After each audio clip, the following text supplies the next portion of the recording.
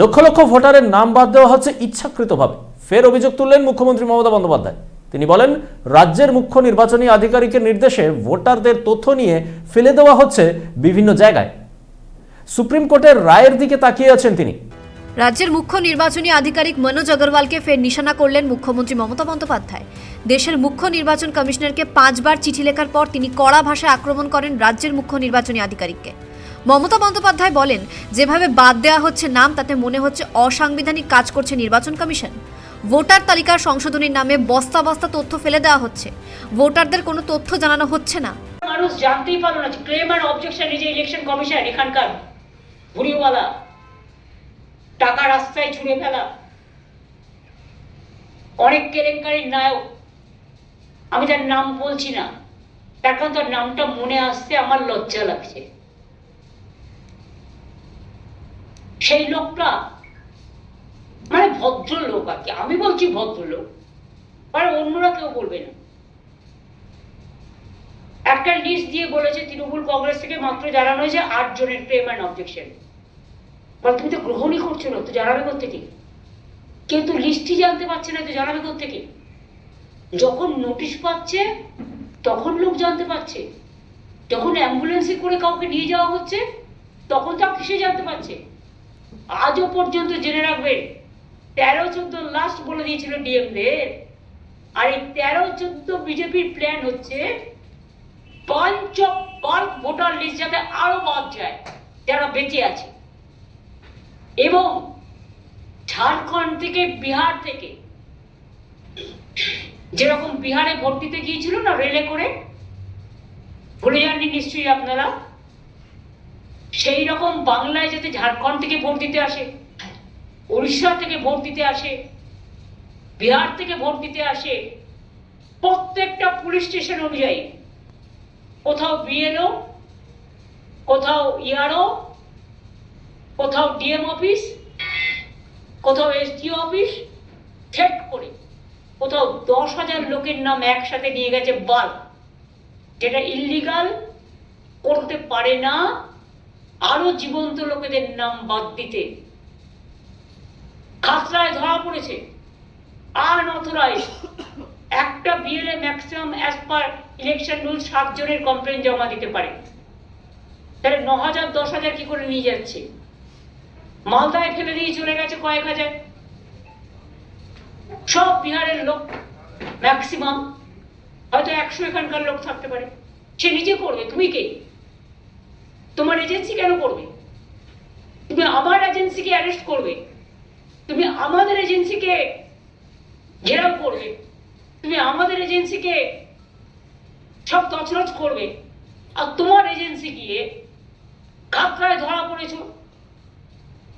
রানীগঞ্জে ধরা পড়েছ, তালডাংরায় ধরা পড়েছ, মালদাতেও 10,000 নিয়ে গেছো, ময়না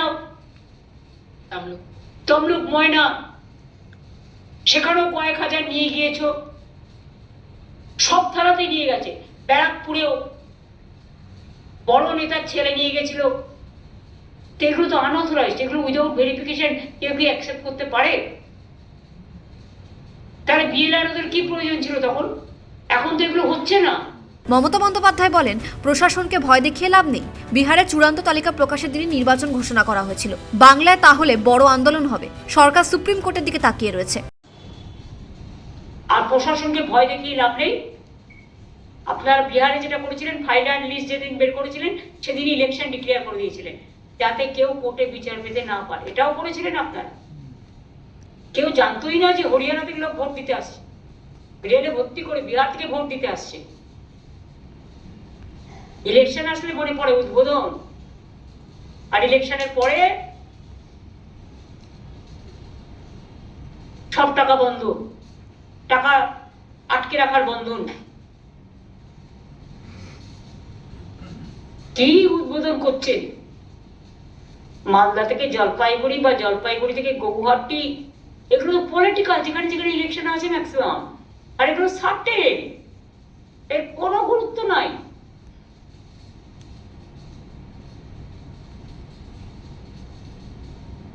আমরা তথ্য সংগ্রহ করছি, এমন খবরও আমাদের কাছে আছে 2024-এ কিছু লোককে নিয়ে এসে এদিক ওদিক থেকে তাদের নামে কেয়ার সার্টিফিকেট একজন উড়িষ্যার অফিসার অ্যাপয়েন্টেড হয়েছিল, তিনি নাকি দিয়েছেন। কিন্তু পুলিশকে কোনো রকম কনসার্ন করা হয়নি। আমাদের রাজ্য পুলিশ যে কোনো ক্যান নিয়ম হচ্ছে রাজ্য পুলিশ সার্ভে করবে, তারা রিভিউ করবে, তারা ক্রেডিবিলিটি দেখবে। আপনি নিজেই যদি চোর ডাকাতদের আমদানি করেন এবং তাদের বিনা কাজে রপ্তানি করেন ভোটের কাজে, তার দায়িত্ব কে নেবে? আমি কিন্তু দায়িত্ব নেব না, কারণ আমাদের কাছে কিন্তু আপনারা কোনো ইনফরমেশন দেননি। আমি চাই আমার মতুয়া ভাই বোনেরা সবাই ভোট দিক, রাজবংশী ভাই বোনেরা সবাই ভোট দিক। এর জন্য তাদের লেখাতে হবে না যে আমি 2024-এ বাংলাদেশ থেকে এসেছি। আর ওই কেয়ার কোনো ভ্যালু নেই, প্রফেশনাল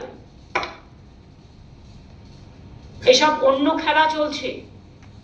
আমি মতুয়া ভাই বোনেদের অনুরোধ করব, নিজেদের অধিকার নিজেরা ছিনিয়ে নিন, নিজেরা বিএলও অফিসে গিয়ে নাম জমা দিন যে আমার নাম কেন ওঠেনি, আমার নাম ওঠান। সাধারণ মানুষকেও, মহিলাদেরও, যাদের শিফট হয়েছে ভোটে তাদেরও, নতুন ভোটারদেরও, পরিযায়ী শ্রমিকদেরও, যাদের বিবাহিত হয়ে গেছে, শিফট হয়েছে, টাইটেল চেঞ্জ হয়েছে তাদেরও, সবাইকে বলবো আপনারা বিএলও অফিসে গিয়ে অথবা ইআরও অফিসে গিয়ে অথবা ডিএম অফিসে গিয়ে আপনাদের অভিযোগ জমা করুন যে আমার নামটা কেন বাদ হলো, বা জানতে চান আমার নামটা আছে কি নেই। আর যখনই কেউ হিয়ারিং পাবেন, দয়া করে ওদের বলবেন যে আমি তো আমার যে ডকুমেন্ট দিলাম সেই ডকুমেন্টের রসিদ কোথায়। মুখ্যমন্ত্রী বলেন, সমস্ত ভোটারের নাম বাদ দিয়ে নির্বাচন কমিশন পরোক্ষে চুরি করছে। কমিশন নাম বাদ দেবে আর আমি চুপ করে বসে থাকবো, তা হতে পারে না। ম্যানিপুলেশন করে আপনারা ভোট করবেন আর আমরা সবাই ললিপপ খাবো, এটা হতে পারে। প্রতিবাদ চলছে, প্রতিরোধ চলছে, প্রতিবাদ চলবে, প্রতিরোধ চলবে। আমি সমস্ত বিএলএ 1, বিএলএ 2 সবাইকে এলাকায় নজর রাখতে অনুরোধ করব। আমি সমস্ত আইসিদের নজর রাখতে অনুরোধ করব, কারণ এই বস্তার মধ্যে যে কেউ বন্দুক বা বোমা ভরে আনছে না, তার তো কোনো গ্যারেন্টি নেই। আমাকে তো সিকিউরিটির পয়েন্টটাও দেখতে হবে।